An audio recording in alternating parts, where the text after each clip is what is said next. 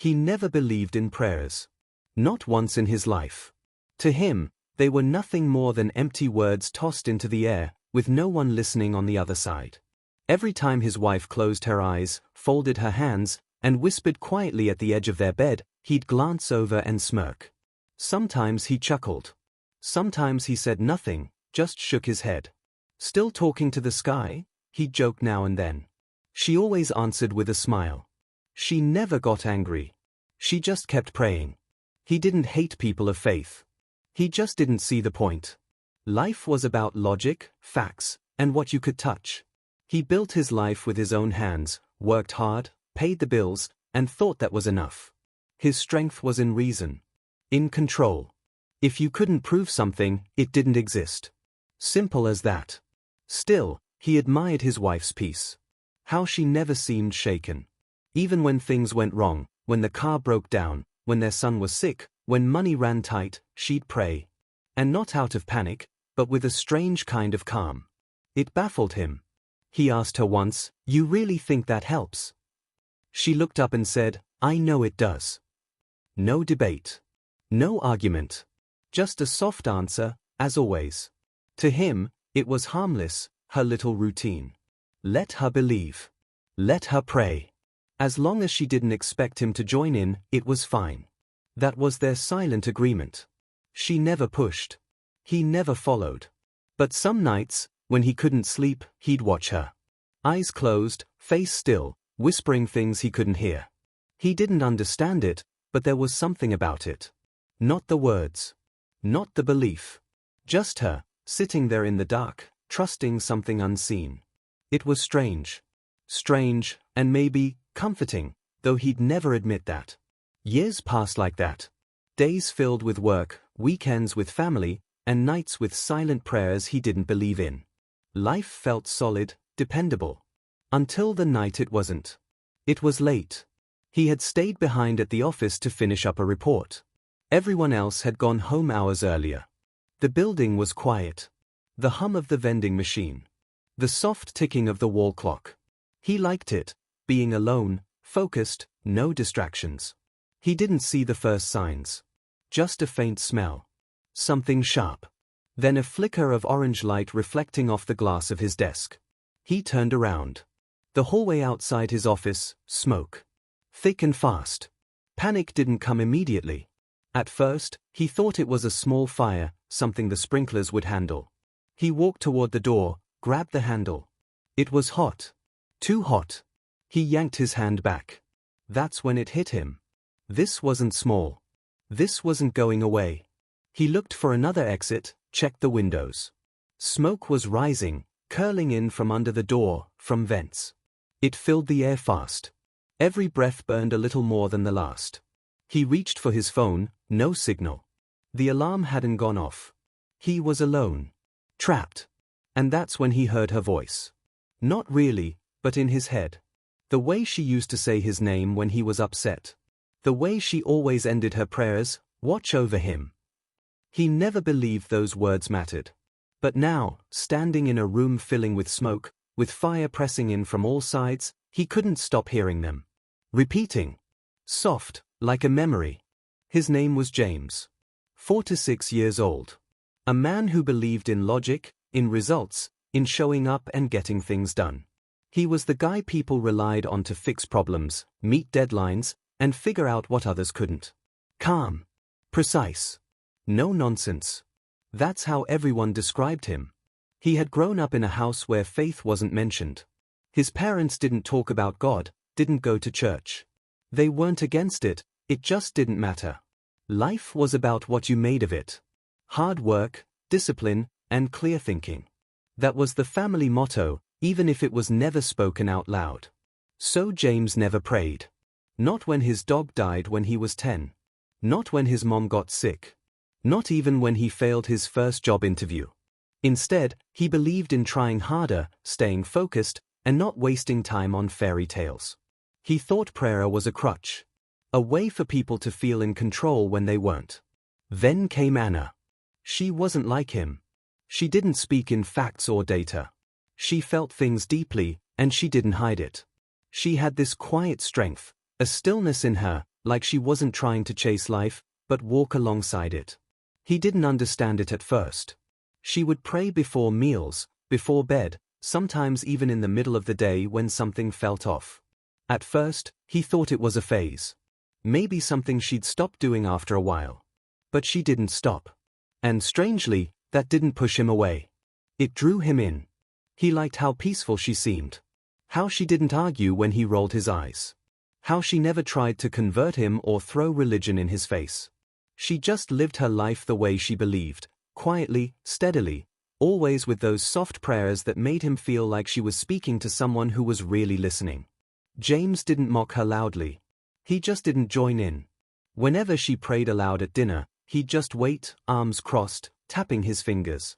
When she closed her eyes at night, he'd reach for his phone. And if she ever asked him what he thought about faith, he'd give the same answer: "I think it's sweet that you believe. But I'm fine without it." Still, part of him was curious. Not curious enough to ask, but curious enough to watch. Sometimes, late at night, when Anna thought he was asleep, he'd peek over and see her whispering. Always whispering. Always ending the same way: "Thank you. And please watch over James." She always prayed for him. Even when he didn't believe. Even when he rolled his eyes. Even when he joked that the sky can't hear you. There was one time, during a rough patch at work, that he came home feeling like the weight of the world was on his back. He was tense, tired, and angry. He barely spoke to Anna that night. She didn't push. Just let him be. And later, as he pretended to sleep, he heard her voice again. Soft, steady. Help him find peace. Help him feel safe. He didn't move. Didn't say a word. But that night, he fell asleep faster than he had in weeks. Still, he told himself it was coincidence. Just tiredness. Nothing more. The idea that something, or someone, out there was actually listening? That felt ridiculous. He didn't need a god to solve his problems. He needed sleep, coffee, and maybe a good vacation. That's what he believed. Until the fire. Anna had always been different from James. Where he saw plans and structure, she saw meaning and purpose. Where he relied on logic, she leaned into faith. It wasn't just something she did on Sundays, it was who she was. Her prayers weren't routine. They were personal. Quiet moments that anchored her when the world got loud. She believed in something greater, something she couldn't see but always felt. She never tried to explain it. She didn't quote scripture or argue. She didn't have to. Her life explained it for her. When she and James got married, she knew he didn't believe. He told her that on their second date. She just smiled and said, "That's okay. I'll believe for both of us." He thought it was cute. She meant it. Anna never pushed. Never once said, "You need to pray." She just prayed anyway. For good days. For bad ones. For the little things, like a safe drive home or a peaceful night. And always, always for James. It didn't matter if he laughed. It didn't matter if he shrugged. Her faith wasn't based on his agreement. It was rooted in love. Sometimes he'd tease her. "What's God got to say about traffic today?" Or, "Let me guess, you're praying I stop being grumpy." But she'd just laugh and say, "You're not that hard to love." And then she'd pray anyway. She believed prayers worked. Even if they weren't answered right away. Even if the world didn't change. Because for her, prayer wasn't magic. It was connection. A way to stay close to the only one who never left her side. James saw it all. The way she paused when she felt overwhelmed. The way she'd touch the top of their son's head and whisper a blessing before school. The way she'd look up at the stars and smile, like she knew someone was looking back. He didn't understand it. But he didn't try to stop it. One day, when their son came home upset, a fight at school, hurt feelings, Anna sat with him, wiped his tears, and said, "Let's talk to God about it." James stood at the kitchen doorway, watching. The boy nodded. And together, they closed their eyes and prayed. James didn't join.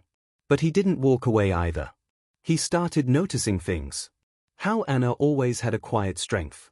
How she never panicked, even when life got messy. How she forgave easily. Loved deeply. Waited patiently. It wasn't weakness. It was something else. Something steady. Something unshakable. Once, during a stormy night, the power went out. Their son was scared, the wind howling outside like a scream. James reached for flashlights. Anna reached for prayer.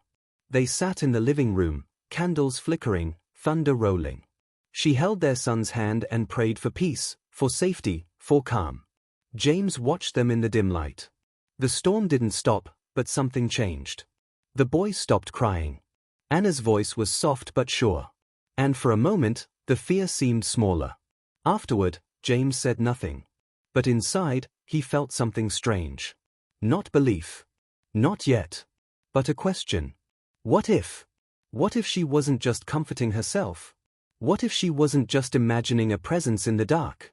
What if someone really did listen? He buried the thought. Shook it off. Went to bed and told himself it was just the mood, the weather, the stress. But the question stayed. Quiet. Unspoken. Unsettling. And Anna, she just kept praying. That evening felt like any other.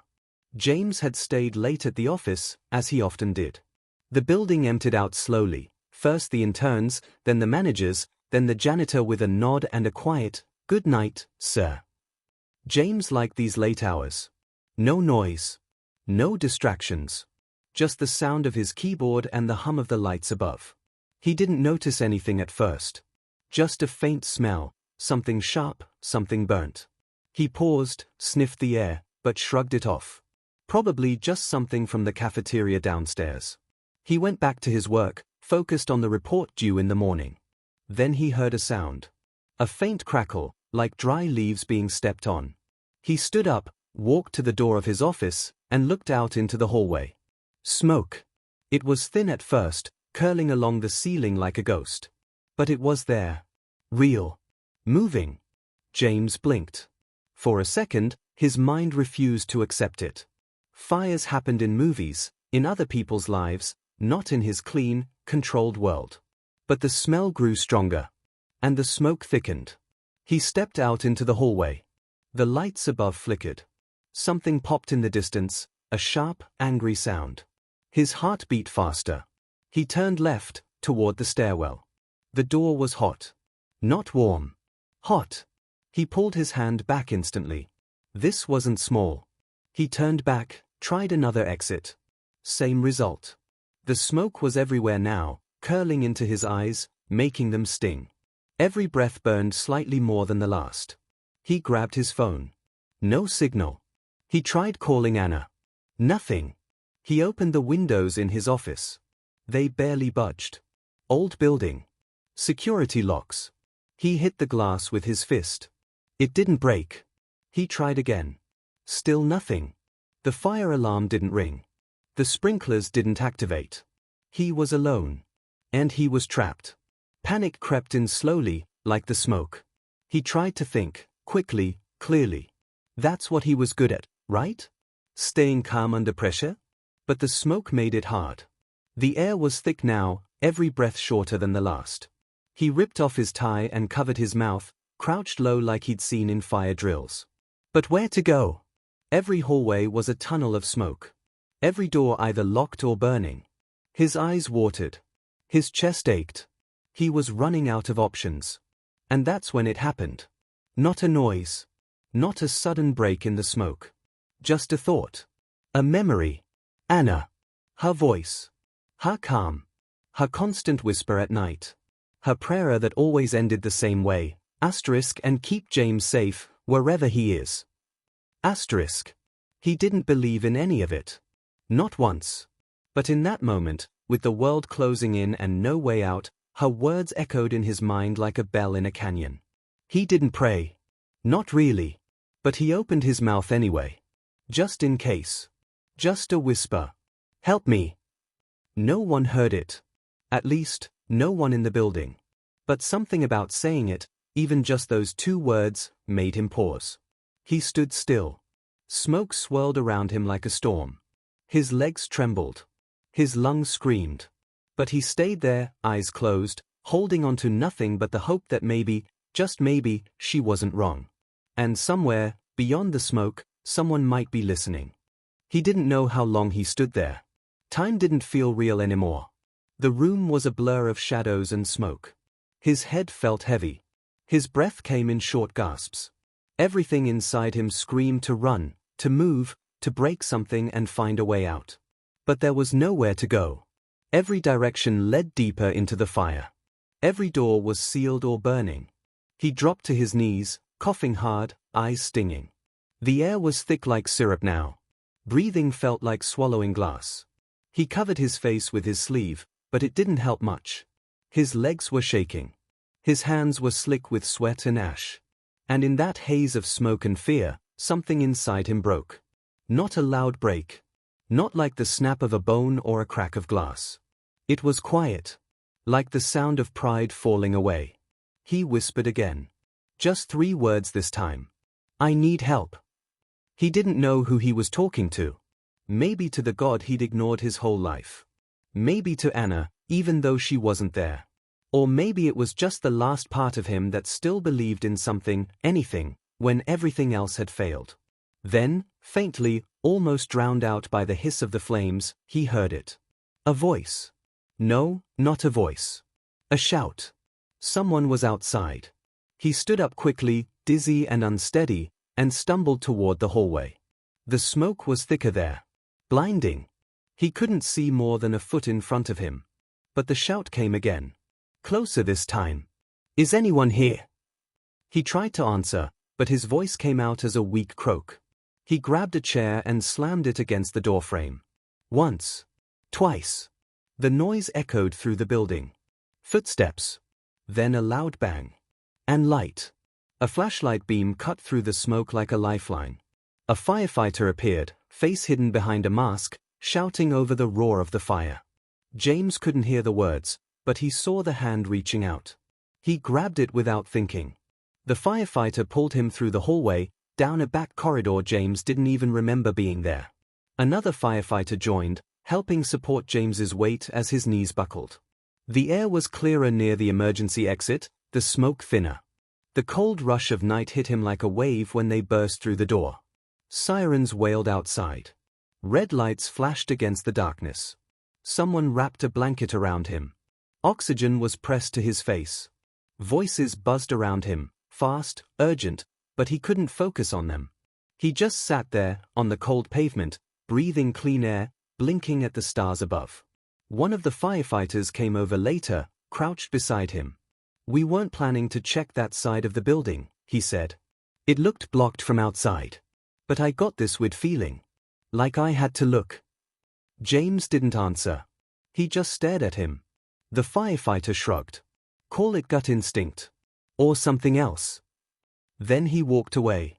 James sat in silence. He didn't say it out loud. Not yet. But deep down, under the fear, under the shock, he knew. Someone had heard him. Someone had answered. The hospital room was quiet. Machines beeped softly in the background, steady and slow. James lay there, wrapped in blankets, oxygen tube in his nose, eyes half open. His face was pale, lips dry, hands marked with red where the heat had kissed his skin. The doctors said he was lucky. They always said that, lucky but James knew better. Luck doesn't break through a fire door. Luck doesn't whisper in a firefighter's ear to turn left instead of right. Luck doesn't answer a man who never believed. The door creaked open gently. Anna stepped in. She didn't rush to him. She didn't cry or fall apart. She walked softly, like she didn't want to wake him, even though his eyes were already watching her. She came to the side of the bed and sat down. For a moment, neither of them said a word. Then James spoke, voice hoarse and low. I heard you. Anna blinked slowly. You heard me? He nodded. When I thought it was over. When I was sure I wasn't getting out. I heard your voice. She didn't ask for details. She didn't question it. She just reached for his hand and held it. Her eyes filled with tears, but she didn't let them fall. She just smiled. A quiet, knowing smile. The kind of smile that doesn't need proof anymore. James wanted to say more. He wanted to explain what he felt in those final moments. How fear had gripped him, how darkness had surrounded him, How for the first time in his life he had reached for something he couldn't see. But the words felt too small. And somehow, he knew she already understood. Later that night, when the nurses dimmed the lights and the hallway outside grew still, James lay awake. He looked at the ceiling, listening to the quiet hum of the machines.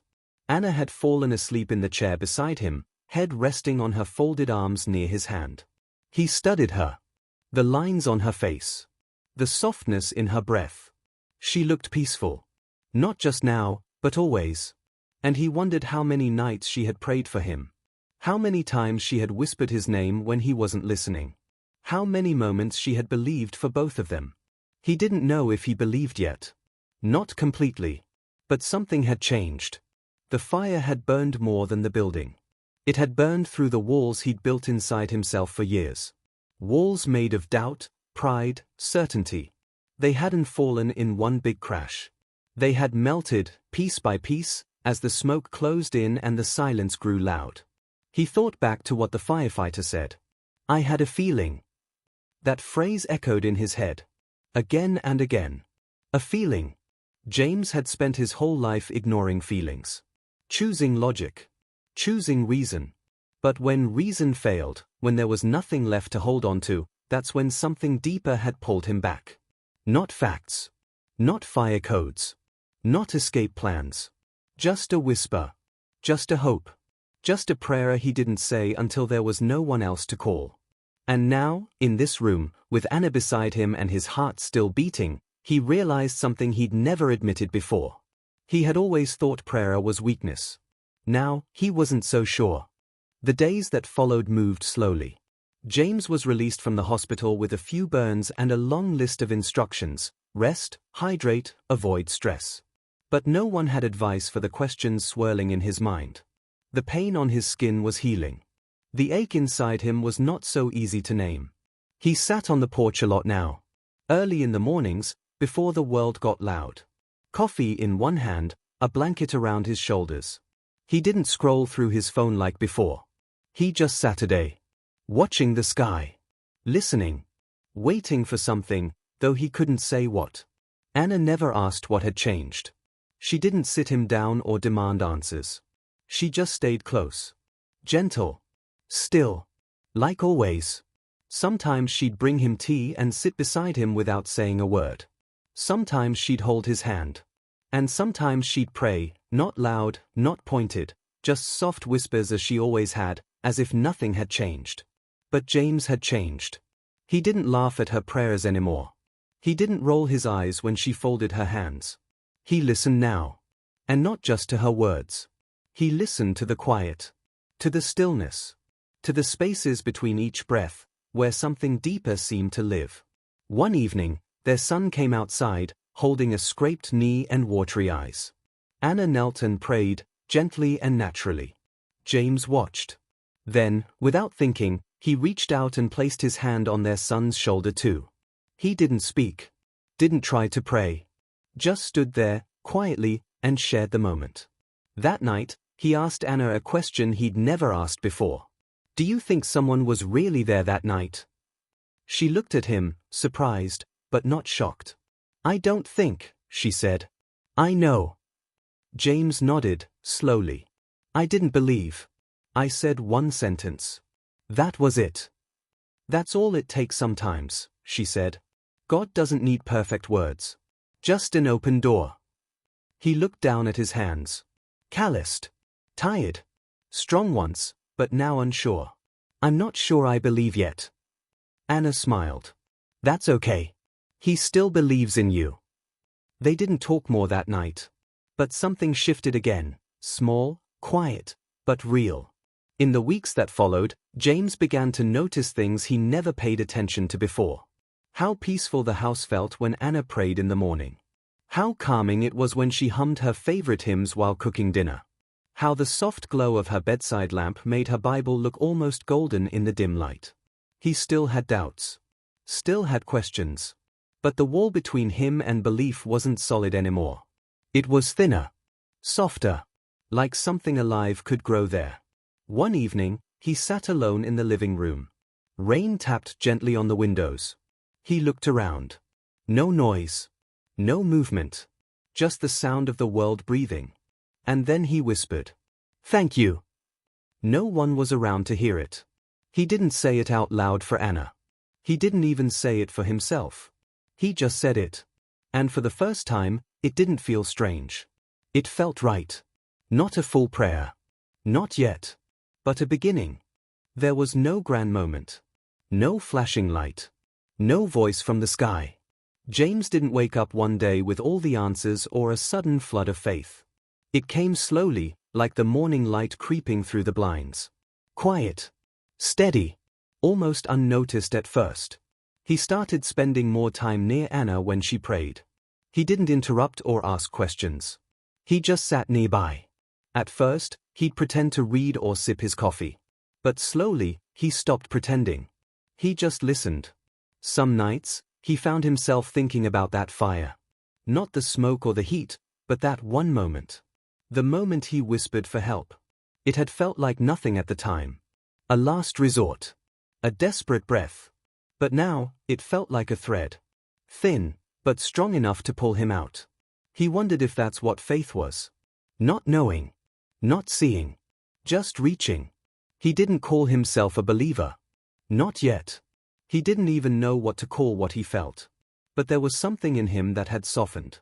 Something that used to be closed was now cracked open, just enough for light to come through. Anna never asked for updates. She never said, "I told you so." She just kept doing what she'd always done. Loving him. Praying for him. Trusting without pressure. That trust became his anchor. One evening, she handed him a book. Nothing heavy. Just a simple devotional with short readings. He held it in his hands for a long time before opening it. The first page said, "Even the smallest seed of faith can move mountains." He read it twice. Then again. He didn't fully understand it. But it stirred something. Sometimes, he would walk outside at night, look up at the stars, and think about how small he was. How fast everything could disappear. He remembered the silence of the office. The way the fire had crept in without warning. The way he felt completely alone, until he wasn't. He thought about the firefighter. About the strange turn, the gut feeling, the timing that didn't make sense. He thought about Anna's words, spoken countless times when he wasn't listening. Watch over James. He thought maybe someone had been listening all along. Little by little, he began to speak. Not with polished prayers or fancy words. Just simple thoughts. Honest. Unfiltered. At first, in his head. Then, in whispers. Sometimes only a few words. One day, he walked into the room where Anna was praying. He didn't say anything. Just sat next to her and closed his eyes. She didn't speak. She just reached for his hand. They sat there in silence. That silence was full. Full of things he couldn't explain. Full of questions and hope and something deeper than both. From the outside, nothing had changed. James still worked, still drank his morning coffee, still wore his usual calm, quiet face. But inside, he wasn't the same. He no longer rolled his eyes at prayers. He didn't mock what he couldn't see. He had been surrounded by fire, and in that fire, something had been born. Not certainty, but openness. And maybe, that was enough. James still wasn't sure what to call it. This thing growing inside him. It wasn't a sudden belief or some dramatic conversion. It was slower. Quieter. Like a distant melody he was only now beginning to hear. He didn't have all the answers. He didn't even know the right questions. But something inside him had shifted, and it wasn't going back. He started noticing the little things more. The warmth of the sun in the morning. The way Anna hummed softly when doing the dishes. The way his son looked at him when he said, "I'm proud of you." These were the moments that used to slip by, hidden behind tasks and routines. Now, they stopped him. Made him pause. Made him wonder. He didn't talk much about the fire. Most people only heard the surface story. He got trapped, the fire department showed up just in time, he made it out. They called it a close call, a miracle, a lucky break. James nodded when they said those things, but he never corrected them. How could he explain something he didn't fully understand himself? At work, he returned to the same office. Same chair. Same desk. But everything felt different. The walls that once made him feel in control now reminded him how fragile everything really was. The air felt heavier. Time moved slower. He kept a small card in his drawer now. It was simple. A verse Anna had given him, written on a plain piece of paper. Asterisk, when you pass through the fire, I will be with you. Asterisk, he didn't always look at it. But he knew it was there. One afternoon, his son came home with a question. Dad, do you believe in God now? James paused. He wasn't ready to say yes. But he wasn't going to say no either. So he leaned down and said, I believe something happened in that fire. Something I can't explain. His son looked up at him and asked, Did you pray? James smiled a little. I think I did. His son nodded like that was enough. And maybe it was. That night, James sat beside Anna as she prayed, just like he had many nights before. Only this time, when she said in, he added quietly, Thank you. Anna opened her eyes and looked at him. She didn't say anything. She just took his hand. He still had doubts. Still wrestled with questions. But the anger he used to carry, the stubborn certainty that there was nothing beyond what he could see, was gone. In its place was something softer. Something that let him breathe easier. Something that let him listen. He didn't feel the need to label it. He didn't try to explain it. He just lived differently now. More aware. More present. More open. When people asked if he had changed, he simply said, I look at things a little differently now. And that was true. Because when you've stood on the edge, when the fire has taken everything but your last breath, and you find yourself whispering to the dark, not for answers, not for proof, just for hope, something stays with you. Not fear. Not regret. But the memory of a moment when, even in silence, you were heard. And that kind of moment changes a man, whether he's ready to admit it or not. James still didn't have a name for what happened to him. People wanted a story with a neat ending, something they could wrap up with a bow and call a miracle. But life doesn't always come with titles or labels. What he had now wasn't a conclusion, it was a beginning. He still questioned things. Still had moments where doubt whispered in the back of his mind. But he no longer brushed it all off as nonsense. He gave those questions space. He let them sit. And somewhere in that quiet, he found peace. He didn't turn into someone else. He didn't suddenly speak in verses or walk around quoting scripture. He didn't start making declarations. He didn't need to. The change was subtle, but deep. The way he paused before reacting. The way he listened more. The way he stayed just a little longer when his son had something to say. Sometimes, he still woke up in the middle of the night, heart racing, the memory of smoke and fire flashing in his mind. But now, instead of panic, he reached for Anna's hand. And if she was already awake, she'd squeeze his fingers and whisper a short prayer. Not long. Not dramatic. Just a sentence. And somehow, that was always enough. James began to understand something he never cared to notice before. Faith wasn't loud. It didn't need to shout or prove itself. It showed up in the small things. In the quiet strength of a wife who never gave up. In the stillness of a porch at dawn. In the whisper of a man surrounded by flames, asking for help for the first time in his life. There was a time when he would have mocked that idea. But not anymore. He began to speak more openly with Anna, asking her what prayer meant to her, how she knew when she was being heard. She never gave him complicated answers. She just said, you don't always feel it. But you keep showing up. You keep trusting. Even on the days you don't understand. He liked that. It made sense in a way he'd never noticed before. One evening, James found himself sitting alone in the living room. The sun had gone down. The lights were low. And without thinking, he closed his eyes. He didn't say much. Just one thought. A soft, quiet thank you. Not just for surviving. But for the second chance. For the slow change in his heart. For the love that waited for him while he was still laughing at it. It wasn't a movie moment. There was no music playing, no perfect ending. Just a man, in a room, choosing to speak to something he still didn't fully understand. But he didn't need to understand everything. He was learning that faith didn't begin with certainty. It began with a whisper. And sometimes, that whisper was enough to bring you out of the fire.